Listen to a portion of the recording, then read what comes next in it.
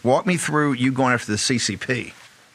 So in March of 2020, right, like when this is unfolding, you start to look, the CCP was well aware of COVID in November and December of 2019. There's a whistleblower, Dr. Lee, that came forward. He mysteriously died after he recanted what he saw about what was happening in the hospitals there in Wuhan. And so they knew it was real. They knew it was a deadly virus. They didn't want to do anything about it. They wanted to cover it up. And how did they cover it up? Well, they ended flights in and out of Wuhan domestically, but not internationally.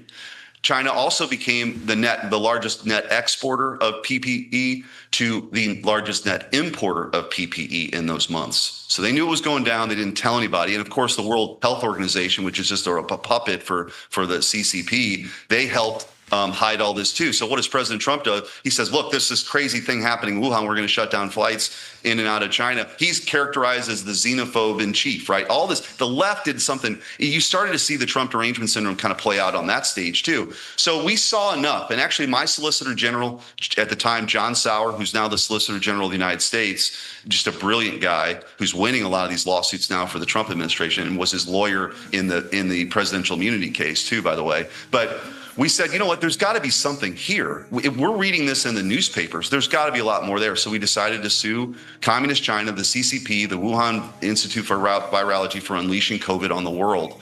And it was, look, we got a lot of criticism for it. Ultimately, now there's a $24 billion judgment out there now that Andrew Bailey's now moving on to the FBI, but hopefully the new Attorney General, you can seize assets.